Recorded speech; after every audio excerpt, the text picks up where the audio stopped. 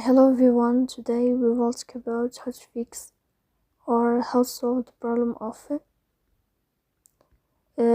network on the application of Remitly app. You will go to settings,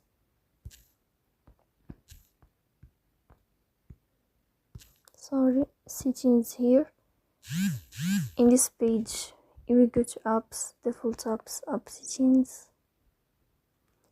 In this list you will go down until you search or you find the application of Remitly.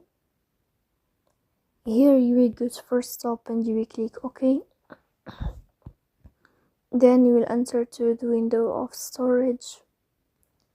Here you will click on clear cache. But pay attention, don't click clear data because that can delete your account. In the end you can turn off your phone and you can restart your phone again.